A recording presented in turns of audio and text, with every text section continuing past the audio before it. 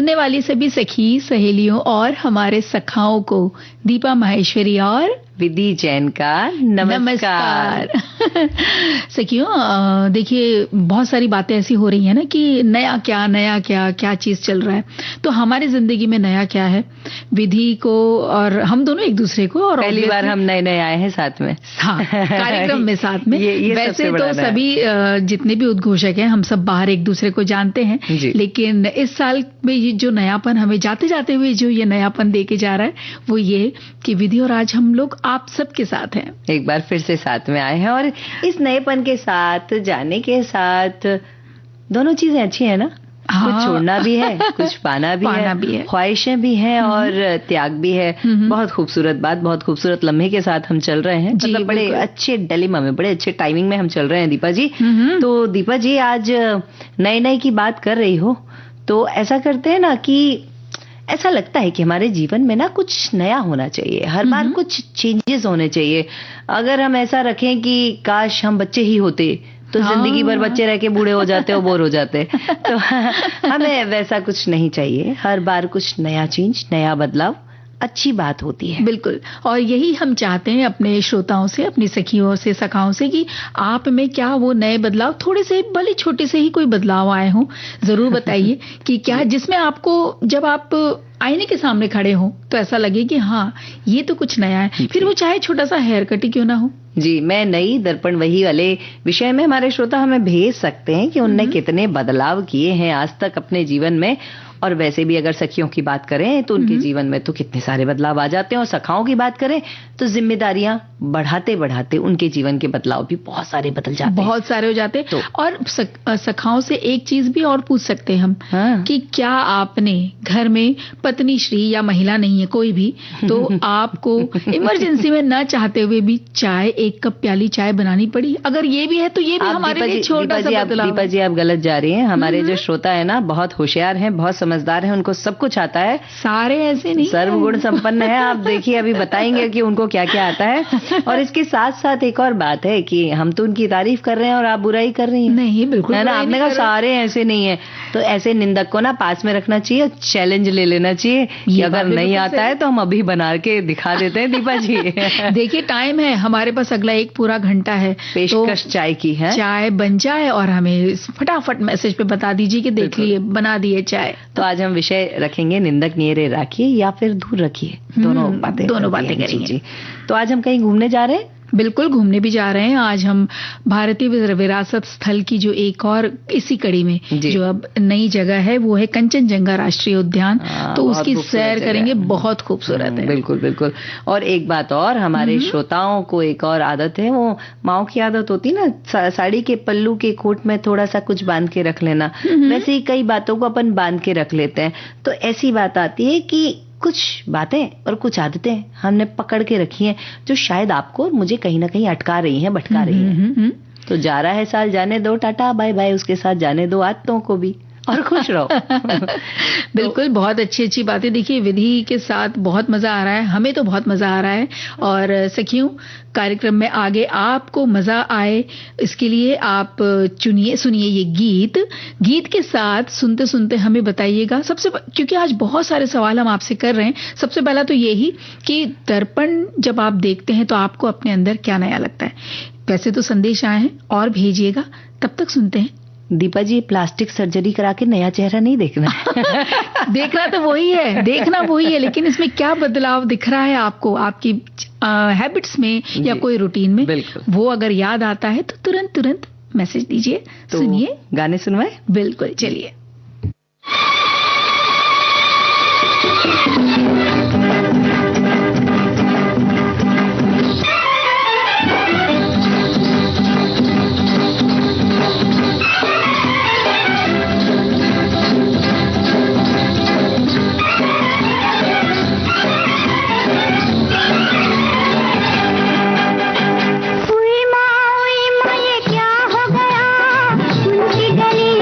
दिल खो गया, बिंदिया हो तो ढूंढ भी लूं मैं, दिल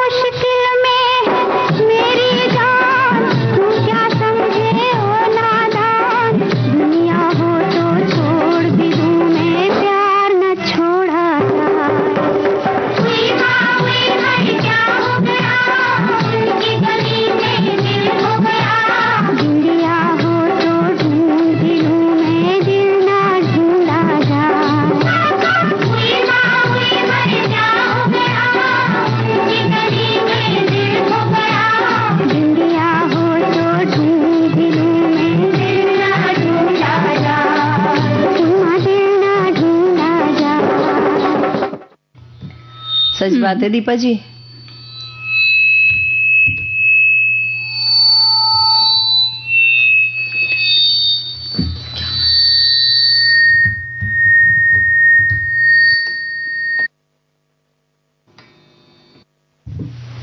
सच बात है दीपा जी, जिंदगी में कितनी सारी बातें होती हैं और निंदक नियर रखने की बात पे अगर आते हैं ना, तो हमारे श्रोता बहुत अच्छी बात कहते हैं कि निंदक को पास में रख लेना चाहिए, और उन्होंने आपको भी पास में रखा हुआ। पता है, हमारे 2 श्रोताओं ने बड़ा अच्छा कहा है कि सुबह की चाय तो हम ही बनाते हैं जनाब। ये उत्तर आपके पास आ गया। और हमारे एक और श्रोता ने बताया कि सुबह की पहली चाय वही बनाते हैं, और वो और उनकी वाइफ यानी उनकी पत्नी दोनों चाय का आनंद लेते हुए पीते हैं, और संडे की दोपहर को भी चाय वही बनाते हैं। क्या बात है। ये तो बहुत अच्छी बात है कि भाई चाय वो खुद बनाते हैं, तो ये आपके अंदर एक अलग सा बदलाव आया है। इसके अलावा और क्या बदलाव हमारे श्रोता जरूर बताना चाहेंगे। साथ में देखिए, एक ये संदेश आया है, हम ये पढ़ना चाहते हैं कि दर्पण सत्य का प्रतीक है। वह बिना किसी पक्षपात के हमारे बाहरी स्वरूप को वैसे ही दिखाता है जैसा वो है। भौतिक रूप से दर्पण के सामने खड़ा चेहरा शायद वही पुराना हो, लेकिन उसके चेहरे के पीछे के विचार और भावनाएं अब नई हो चुकी हैं। दर्पण केवल हमारी काया को प्रतिबिंबित करता है, जबकि हमारी आत्मा और चरित्र निरंतर विकास की ओर बढ़ते रहते हैं। बिल्कुल सही बात है। दर्पण हमारे चरित्र को बताता है, वो ये बताता है कि आप हो कैसे आखिर, और इसमें बहुत सारे बदलाव कर सकते हैं दीपा जी। बहुत छोटे छोटे बदलाव किए जा सकते हैं। जैसे कि दीपा जी, आपने हमसे कहा कि आप हमारे लिए हमारे साथ चलिए और शॉपिंग करिए। हम मना नहीं कर पाते। अच्छा। हाँ, पर लेकिन मना करना आना चाहिए। कभी कभी ऐसा होता है कि हमारा पूरा शरीर थक चुका होता है, हम टूट रहे होते हैं, लेकिन हम सिर्फ एक शब्द नहीं कहते ना। अरे कह दो और जाके 10 मिनट सो जाओ, फिर उठो, फ्रेश होके फिर सबकी सेवा में लग जाओ, बड़ा मजा आएगा। यानी कि आप ये कह रही हैं कि कभी कभी ना बोलना आना चाहिए। बिल्कुल आना चाहिए। ये बदलाव, ये नकारात्मक नहीं, ये सकारात्मक बदलाव है कि दिन भर थक के टूट के चूर हो जाने से अच्छा है कभी एक बार किसी काम को ना कह के, या ना मत कहो तो उसे प्यार से कह दो कि भाई मैं आपको ये जो मान लीजिए चाय बनाने की बात कही, तो आपने हमारे भाइयों को कह दिया कि आप चाय बनाइए।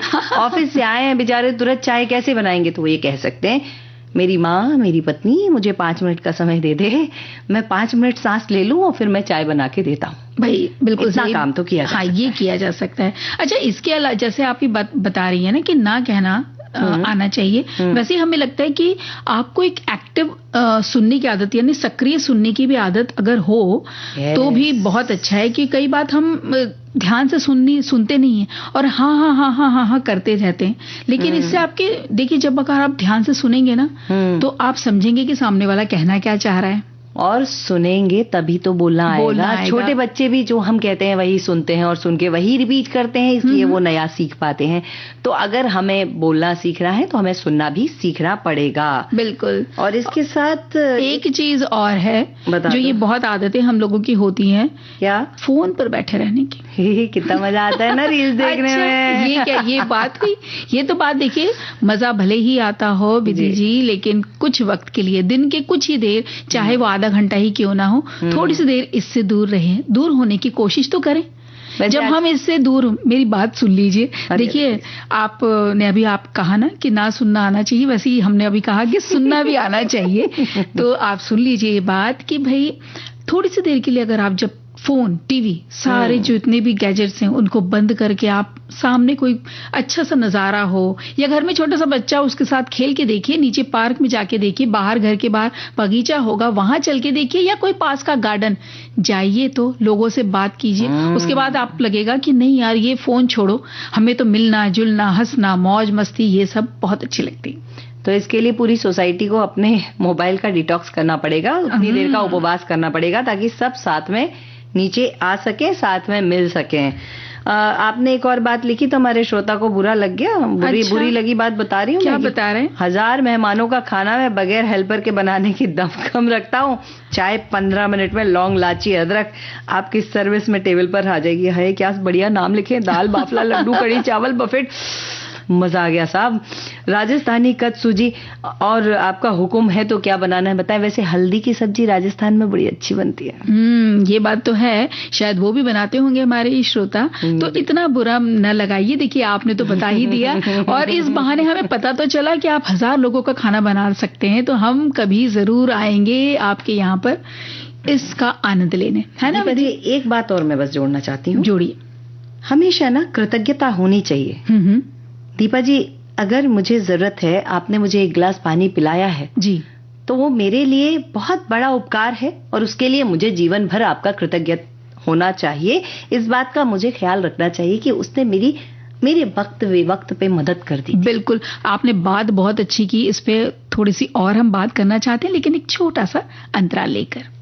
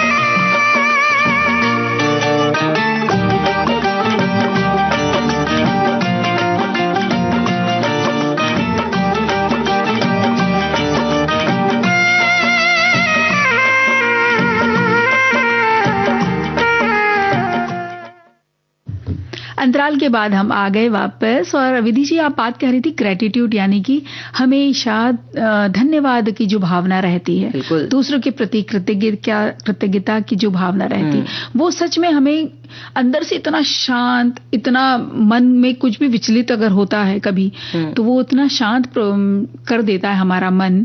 और जो खुशी अंदर से होती है स्वाभाविक सी, वो शायद शब्दों में भी बयान नहीं की जा सकती। 2 काम कर लीजिए, कृतज्ञता जाहिर कर दीजिए, सबको क्षमा कर दीजिए, माफ करो, जाओ, मेरे को मेरा जीने दो, तुम अपनी जिंदगी जियो, जो गलती कर दी सो कर दी, और जो उपकार कर दिया वो जीवन भर हमारे सर। बिल्कुल बिल्कुल, बस इतनी सी भाव रख सकते हैं। और एक और चीज, बहुत अच्छी बात आप मुझसे जब पहले बात कर रही थी तब कह रही थी कि आपने कहा था कि मैं हमेशा कुछ ना कुछ सीखती रहती हूँ। तो दीपा जी, वो बात अगर आप बताएं हमारे श्रोताओं को, निरंतर सीखने वाली बात। हाँ बिल्कुल, देखिए कुछ ना कुछ सीखने से विधि जी ये रहता है ना, एक तो सबसे पहले हमारा दिमाग जो है बिल्कुल एक्टिव रहता है, क्योंकि हमें सीखना है। सीखने के लिए हमें दिमाग तो लगाना पड़ेगा, हम यूं ही बिल्कुल मूक बैठे तो उसे कर नहीं पाएंगे। तो जब हमारा ब्रेन एक्टिव रहता है तो मन भी खुश रहता है, और जब मन खुश रहता है, कोई कला हम कोई सीख लेते हैं तो उसको कहीं भी हम इस्तेमाल कर सकते हैं, दिखाने में, या कहीं इसके लिए अपने लिए कोई रोजगार प्राप्त करने में, या कहीं किसी को जरूरत हो वहां भी इसका इस्तेमाल किया जा सकता है,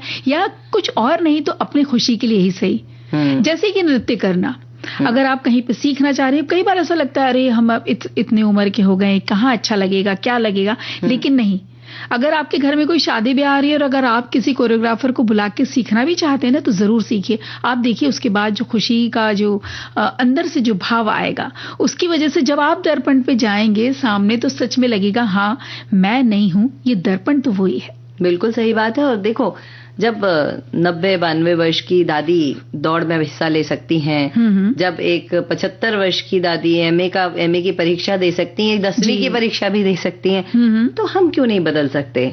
और वैसे भी कहा है हम बदलेंगे, युग बदलेगा, युग बदलने के लिए हमें खुद को बदलना पड़ेगा।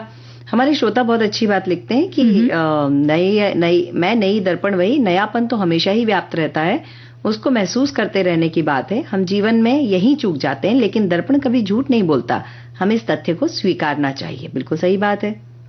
और हमारे एक और श्रोता बड़ी अच्छी बात लिख रहे हैं कि चाय तक सीमित ना समझे, सबको बुरा लग गया, कोई तो भोजन बनाता, कोई खिचड़ी बनाता। हमारे एक श्रोता लिख रहे हैं कि उनकी बहू बिटिया पिछले 1 महीने से मायके गई थी, कल ही आ गई हैं, पूरे महीने भर सुबह शाम की चाय बनाने का जिम्मा इनका था, इतनी कड़कती ठंड में चाय बना रहे थे, बताइए। और दोपहर और रात के भोजन बनाने की जिम्मेदारी उनकी श्रीमती जी की थी। अच्छा, तो देखिए अच्छी बात है ना, 1 महीने तक आपके हाथों की चाय पिए, अब आपकी जो है बहुरानी या बेटी बहुरानी है ना, वो वापस आ गई है, तो अब वो बनाएंगे। लेकिन अभी तो वो आई है, तो 2-4 दिन उनको भी बना के ये आनंद हमें दीजिए, है ना? की चाय सबको अच्छी लगती है, तो जरूर बनाकर पिताजी पिलाएंगे तो अच्छा लगेगा।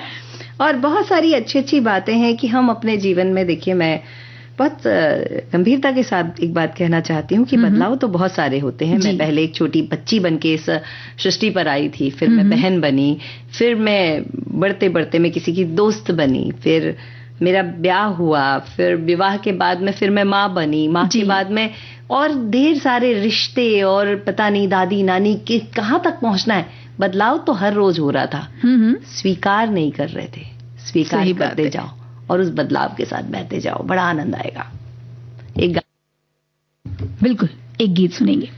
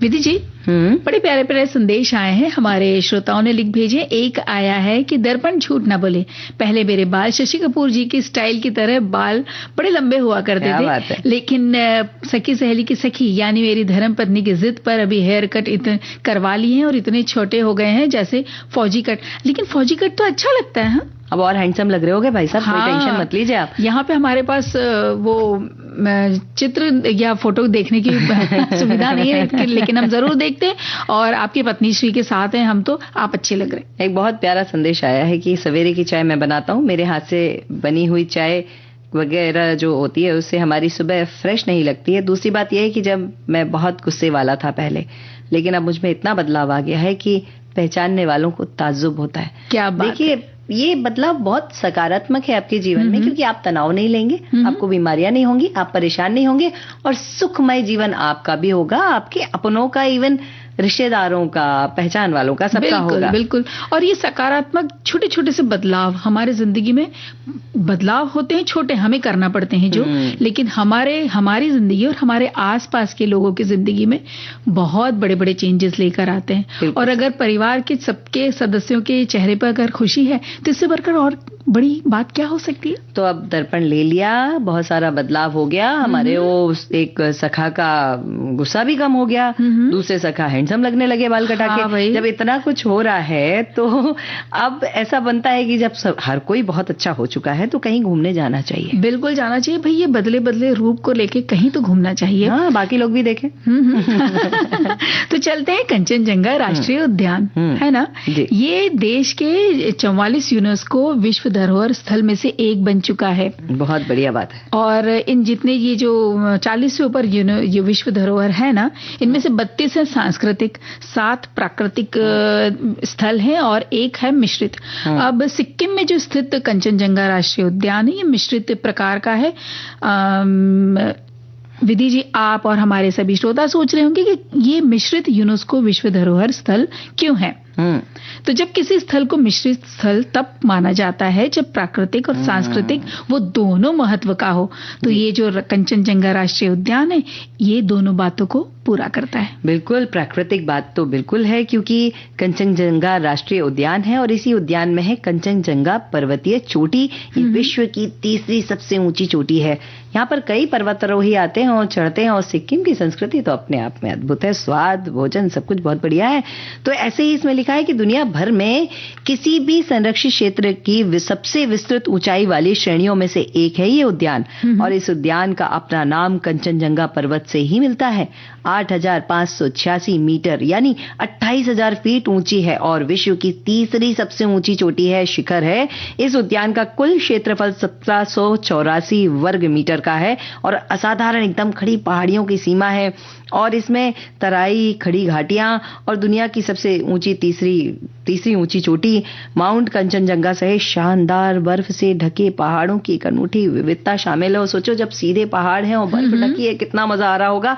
और 26 किलोमीटर लंबे जेमू ग्लेशियर सहित कई झीलें हैं और ग्लेशियर बंजर ऊंचाई पर बने हुए हैं और बड़े प्यार से बिखरे हुए हैं। बिल्कुल। और ये पार्क वैश्विक जैव विविधता संरक्षण महत्व की पर्वत श्रृंखला के अंदर शामिल होता है और सिक्किम राज्य का 25% हिस्सा कवर करता है, जिससे भारत के सबसे महत्वपूर्ण जैव विविधता केंद्रों में से एक माना जाता है। ये काफी बड़ी संख्या में स्थानीय और जो दुर्लभ पौधे हैं, कई जानवरों की प्रजातियां हैं, उसका घर है कंचनजंगा राष्ट्रीय उद्यान। यहाँ पे मीडियम हाइट वाले और उच्च एशियाई पहाड़ों में दर्ज पौधे और स्तनपायी प्रजातियां भी बहुत पाई जाती है और यहाँ के पक्षियों की भी यहाँ पर संख्या बहुत अधिक है।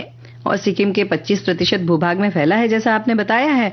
तो यहाँ पर जो, और हमने बताया था कि 18 ग्लेशियर हैं और इसमें जो सबसे प्रसिद्ध ग्लेशियर जिसे हम कहेंगे वो उसका नाम है जेमू ग्लेशियर।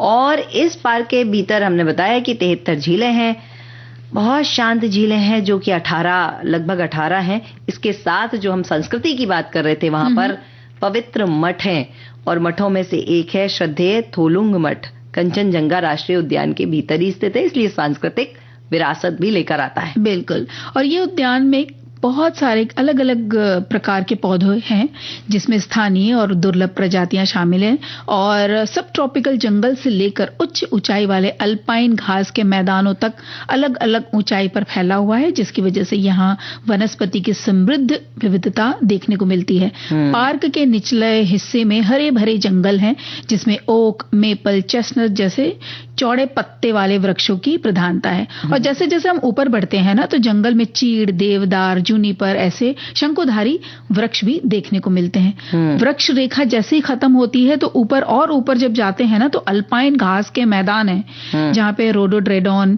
प्रिमरोज और जेंटियन जैसे रंग बिरंगे फूलों से भरे हुए ये मैदान है।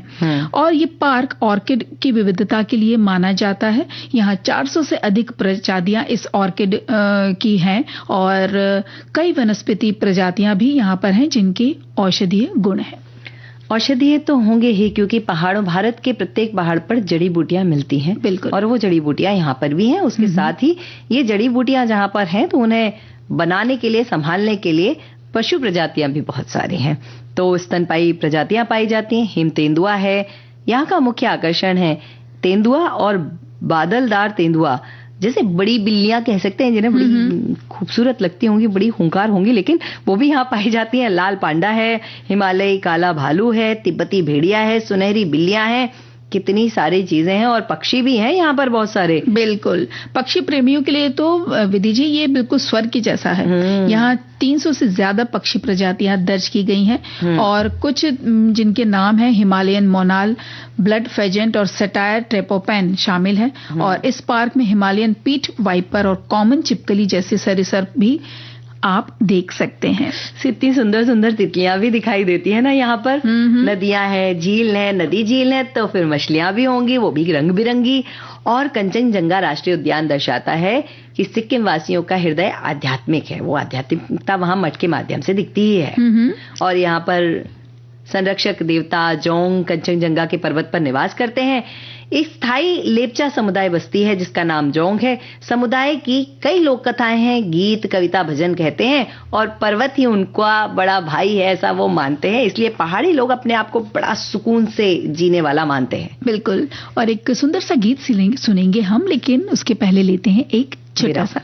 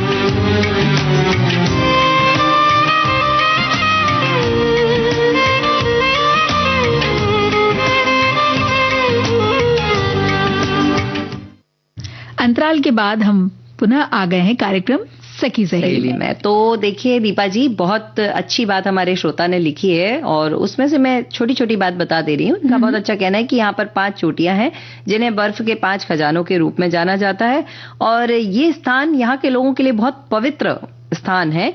और बर्फ के 5 खजानों के साथ साथ 5 चोटियों के साथ साथ यहाँ 4 भुजाएं भी हैं जिनसे 4 प्रमुख हिमनदियां बहती हैं। तो ये पर्वतारोहण के लिए चुनौतीपूर्ण और आध्यात्मिक यात्रा है और बहुत सुंदर जगह है। एक्चुअली में जाना हम सबको चाहिए।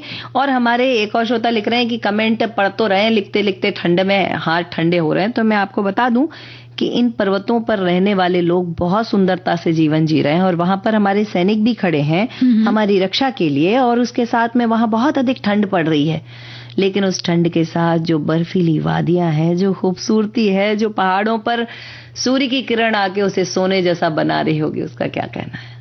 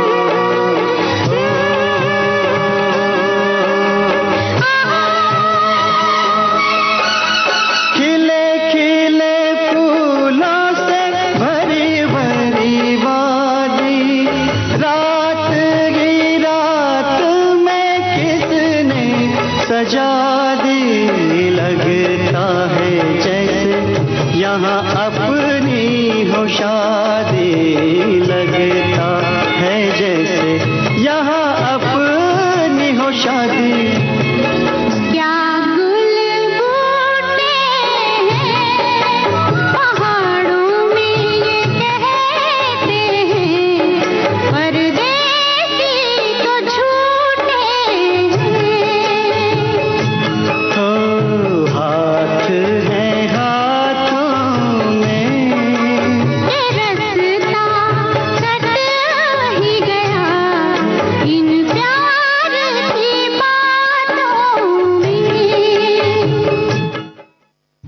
रास्ता इसी तरह कटे ना प्यार की बातों में।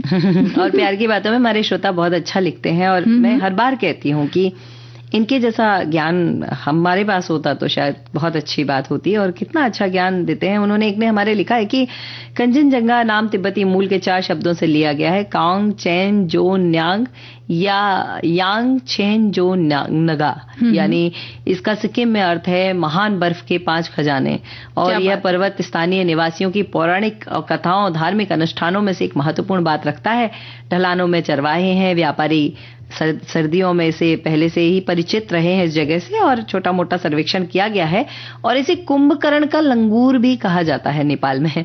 और तिब्बती मूल के अनुसार से बर्फ के 5 खजाने कहते हैं, महामहिम के 5 खजाने कहा जाता है। तो ये बहुत अच्छी बात इन्होंने लिखी है। लेकिन एक बात है कि देखो, मुझे एक प्रॉब्लम है दीपा जी।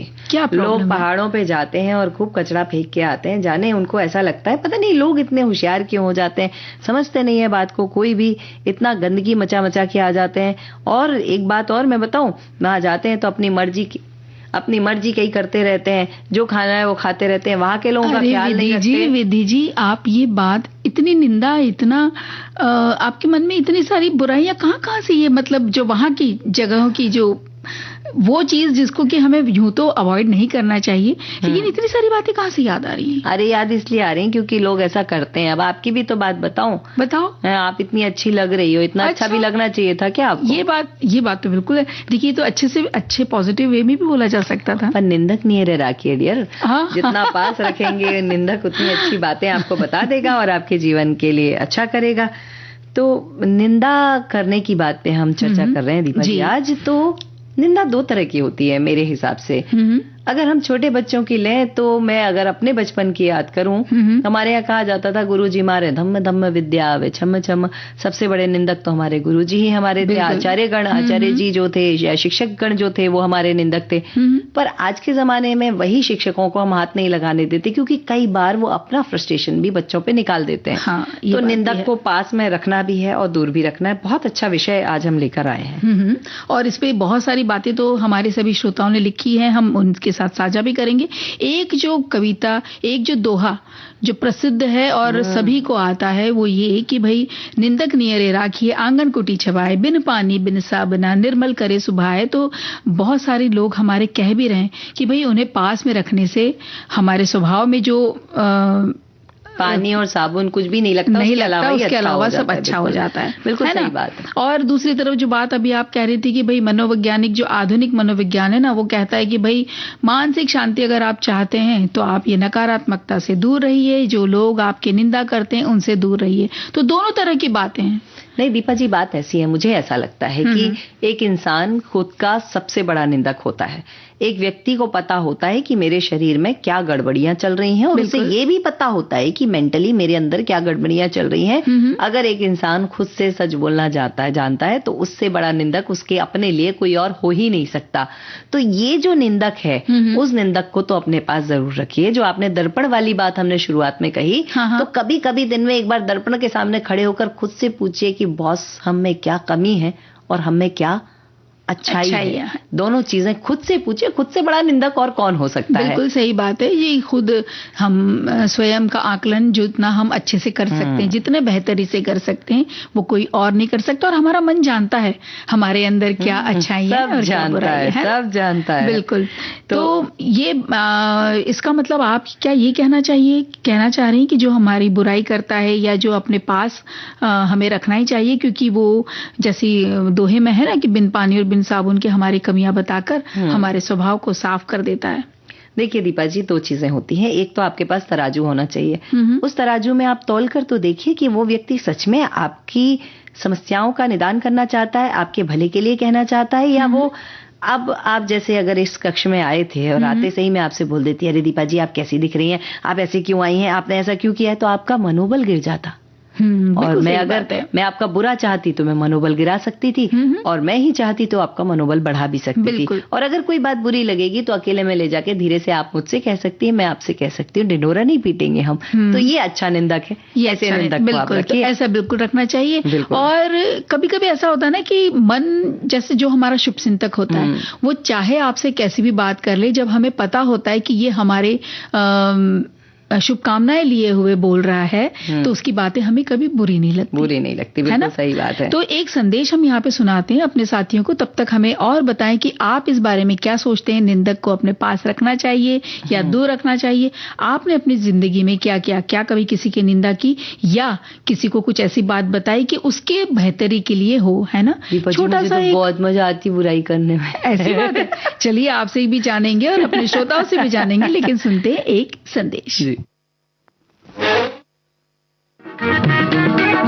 कुछ लोग ऐसे होते हैं जिनके बारे में ये कहा जा सकता है, गाना न आया बजाना न आया।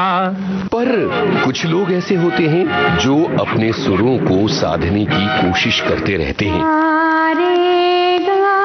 लेकिन एक गायिका ऐसी है जो सीधे गाने को गाती हैं उल्टा करके। गोलमाल है भाई, सब गोलमाल है। अब आप सोच रहे होंगे ये क्या बात हुई? तो पहले सीधा गाना। जाइए आप कहाँ जाएंगे, ये नजर लौट के फिर आएगी।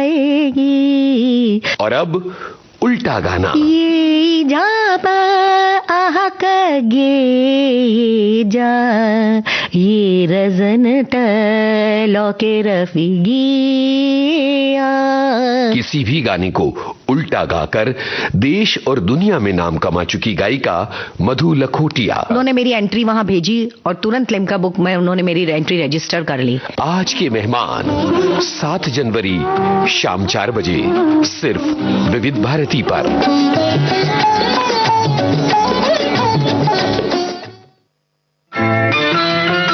विविध भारती पर हर रोज दिन में 1 बजे विविध भारती की गीत माला आपके साथ। जन्म जन्म का साथ है तुम्हारा। इस कार्यक्रम में हर पायदान पर होगी आपकी भागीदारी। हम और तुम, तो हम और आप पिरोएंगे गीतों की इस माला के मोती साथ साथ। हम साथ हैं। जुड़े रहिए हमारे साथ विविध भारती के फेसबुक पेज पर। विविध भारती की गीत माला हर रोज दिन में 1 बजे। विविध भारती, आपका जीवन संगीत। तो दीपा जी, निंदक को पास रखना है। वैसे मैं सच बताऊं तो हमारे दोस्त इतने बदमाश होते हैं ना कि उनके सामने अगर हम ये कहें कि हम हिमालय फतेह करके आ गए हैं तो भी वो कहेंगे चल झूठा। तो ऐसी तो दोस्ती की बात हुई। नहीं तो ऐसे ही दोस्त हमारी टांग खींचते ही रहते हैं। टांग नहीं खींचते, वो कभी हमको कुछ समझते ही नहीं है। और अगर वो हमको कुछ नहीं समझेंगे तभी एक बात होगी कि हम में अहंकार नहीं आ पाएगा। ये बात और बिल्कुल सही ऐसे 2-4 दोस्त आपको अपने आसपास रखने चाहिए। ये बात आपकी निंदा करें, लेकिन प्रेम से निंदा। आपका मतलब जब जरूरत पड़े तो भला करने के लिए भी खड़े हों। तो एक संदेश भी इस विषय को लेकर के है, वो हम आपको बताना चाह रहे हैं कि संतों की कही हुई बात उस समय यह सही और सटीक थी, पर आज भी यह आपके दृष्टिकोण पर निर्भर करता है कि भाई ये सटीक है या नहीं। दोनों ही पक्षों के अपने तर्क हैं। निंदक व्यक्ति अपनी कमियां और गलतियों को उजागर करता है, जिससे आपको अपनी गलतियों को सुधारने और बेहतर बनाने का मौका मिलता है। निंदक की उपस्थिति आपको सतर्क बनाए रखती है और अहंकार को बढ़ने नहीं देती, जैसे अभी आप बात कर रही थी ना, बिल्कुल वैसे ही। और निंदक को अपने आसपास ही रखिए, जैसे जो प्रसिद्ध दोहा है कि बिन साबुन पाए आप दिल के मैल को साफ कर देता है। आज के युग में ज्यादा निंदक रहने पर आपके अंदर का वो नकारात्मक ऊर्जा भी वो शायद भर देते हैं, ऐसा वो कह रहे हैं। और अपनी आलोचना सुनिए, पर हर वक्त आलोचना सुनने से भी आपको जो आपके अंदर आत्मविश्वास है उसमें कमी आ सकती है। तो उन्हें दूर ही रखिए, ना बहुत पास रखें। यानी उन्होंने कहा ना बहुत दूर रखिए ना बहुत पास रखें। उन्होंने कहा तराजू लेके बैलेंस करके रखो। हमारे एक और श्रोता बहुत अच्छी बात लिख रहे हैं, आज वो निंदक मिलते ही कहाँ हैं जो हमारा भला चाहते थे। आजकल इधर की उधर लगाने वाले ज्यादा मिलते हैं और ऐसे लोगों से दूर रहना चाहिए। बल्कि लोगों के लिए कबीर जी का दूसरा दोहा लागू होता है कि कबीर कुसंग न कीजिए, पाथर जल न तिराए, कदली सीप भुजंग मुख, एक बूंद तिर भाए। यानी सब गड़बड़ हो सकता है, तो अपने जीवन में जितने भी लोग हैं उनसे थोड़ा सा देखिए, हर चीज में एक बात है, अति सर्वत्र वर्जित, तो अति भी ना हो और आपका आभा मंडल भी उनसे छिदन विच्छिदन ना हो। आपको ऐसा लगे कि नहीं ये बात अच्छी है, ले ली। और अगर एक ही बात बार बार कही जाएगी तो शायद वो हमारे मानसिक स्तर पर हमको तकलीफ दे सकती है। तो दूर भी रखो और पास भी रहो। मैं तो बहुत सारी बातें जान गई हूँ। और क्या आप इस बात को जानी है?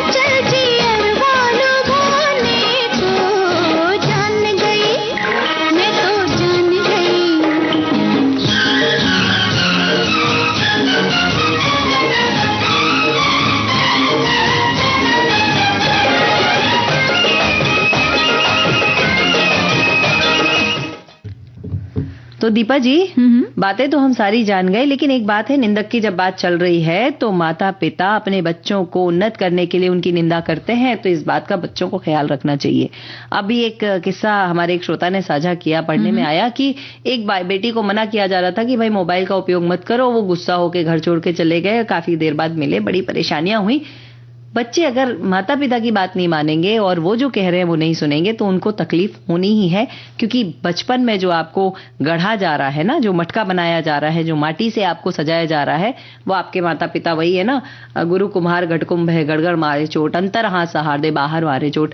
तो वही बात है कि माता पिता अंतर से सहारा दे रहे हैं लेकिन बाहर से तो मारेंगे, तो उस निंदक को कभी दूर नहीं करना चाहिए। ये सबसे बढ़िया निंदक है। ये बिल्कुल बात आपने सही करी।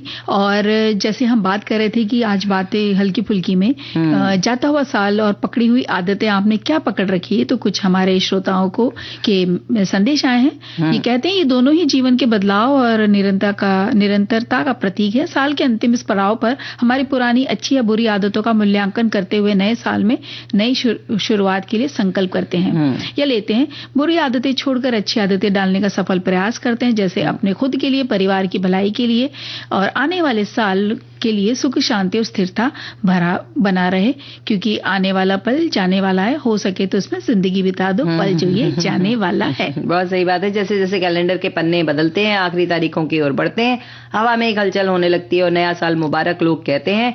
और हम अपने पिटारे में, हमारे ऐसा श्रोता कह रहे हैं कि हम कुछ आदतें ऐसी हैं जो गर्व से बताते हैं और कुछ चीजें हैं जो जेब में छुपा कर रख लेते हैं, तो हमको इस बात पर भी ख्याल रखना चाहिए। हमारे एक और श्रोता कहते हैं, अगर आपको लगता है कि इस साल हमने कोई बुरी आदत पड़ गई है, हमें पहले से पड़ी थी या पड़ गई है, जैसे मैंने इस साल फोन बहुत चलाया, अगले साल उसे थोड़ा कम करूंगा, ऐसा इनका कहना है। हालांकि कोई भी आदत पूरी तरह से नहीं छूटती है, लेकिन हम उसे पकड़ने के बजाय थोड़ी सी कम कर देना चाहिए। और नए साल में अगर अंदर की कोई बुरी आदत है उसे छोड़कर नई आदतें अपनाएंगे तो बहुत अच्छी बात है।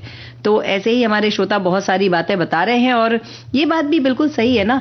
दीपा जी, आप कौन सी आदत है जिसको, या कौन से नए साल में ऐसी कौन सी पकड़ी हुई आदत है जिसे आप पकड़ के रखना चाहेंगे और छोड़ना चाहेंगे?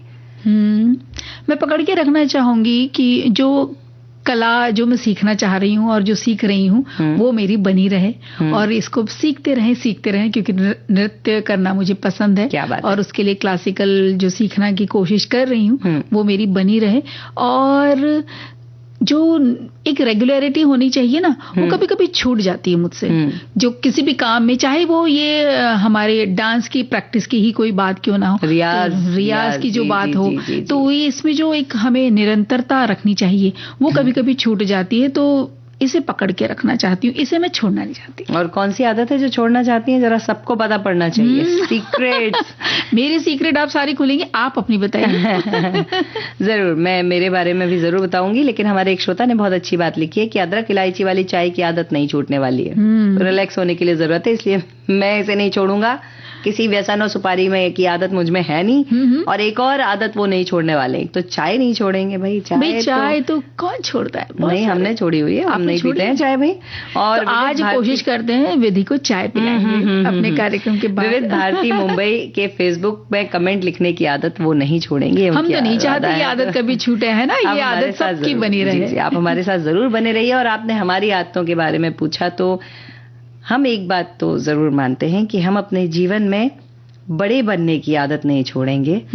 और जो कदम कभी कभी जमीन से हवा में हो जाते हैं ना, उन कदमों को वापस जमीन में चिपकाने की कोशिश करेंगे।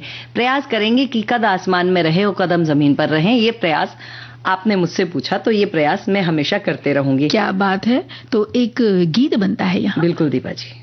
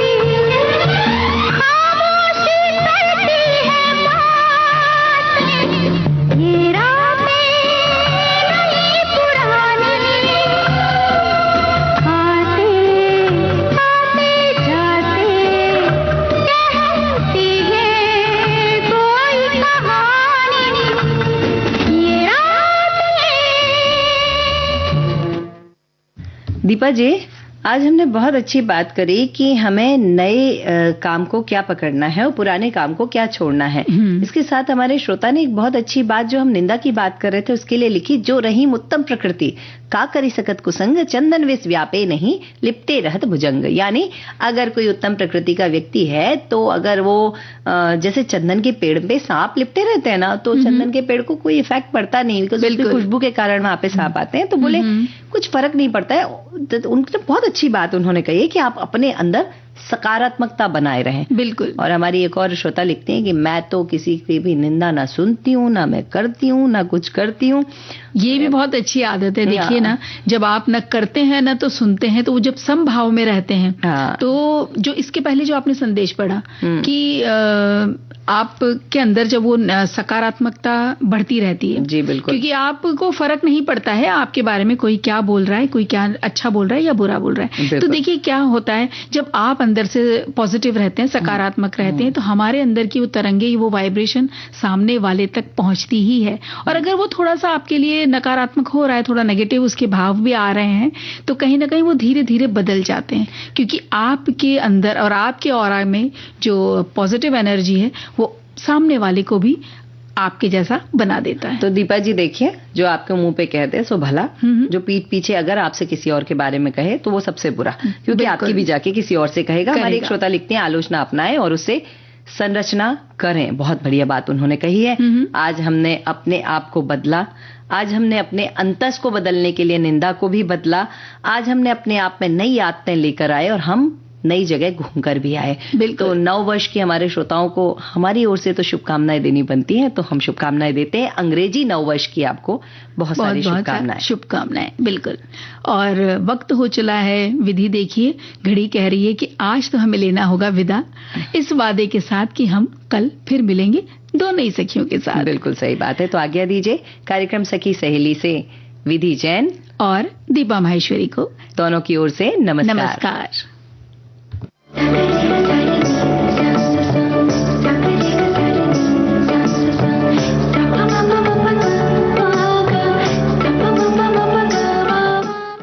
कार्यक्रम की प्रस्तुतकर्ता अनुश्री पाठक जी।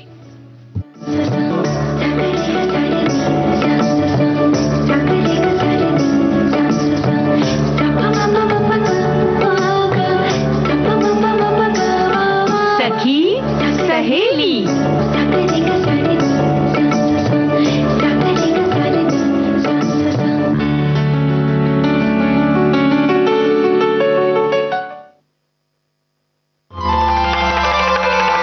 सुन रहे हैं विविध भारती।